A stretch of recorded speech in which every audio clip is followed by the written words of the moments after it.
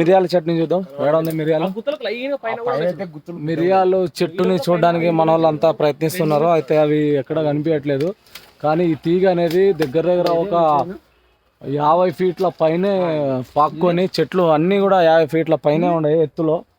మొత్తం same to same ఉన్నాయి. చాలా అంటే చాలా హైలైట్ ఉన్నాయి. అందరూ మిరియాలు, కాఫీ ఈ తోటలోకి వచ్చినాం. సో మీరు చూస్తున్నారు కదా, ఇప్పుడు కిందికి పోతున్నాం. బాగానే ఉన్నాయి అసలు. మీరు చూసినట్టయితే నా వెనకాల ఉండేటివన్నీ కాఫీ ట్రీజే అండ్ మిరియాల తీగలు. మొత్తానికి చెట్టుకి పక్కన పోయినటువంటి మిరియాలు. ఇంకా మిగతా కూడా ఇక్కడ ఎటువంటి కెమికల్స్ లేకుండా పండిస్తున్నారు. అయితే కింద రోడ్కి స్టాల్స్ పెట్టి వాళ్ళు అమ్ముతున్నారు.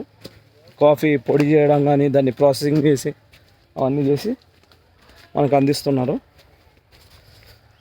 ఇంకా కొన్ని విషయాలు అనేటివి ముందు వస్తుంటాయి, చూస్తూ ఉండండి. ఇట్లాంటి ప్రకృతిని మీరు ఎక్కడ చూడలేరు. మన ఓన్లీ అరకు ఈ చుట్టుపక్కల మాత్రమే చూడగలరు. ఇంకా మనకి వేరే ఊటీ సైడ్ కూడా కాఫీ అనేది పండుతుంది, కానీ వాళ్ళు వ్యవసాయదారులు వేరే వేరే బ్రీడ్ దాంట్లో సీడ్స్లో వేరే వేరే సీడ్స్ కాఫీ అనేది అక్కడ ఊటీలో పండిస్తారు.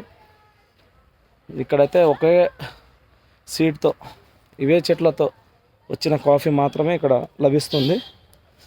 ఇది మన ఇప్పుడు అరకు నుంచి వైజాగ్ వెళ్తున్నాం.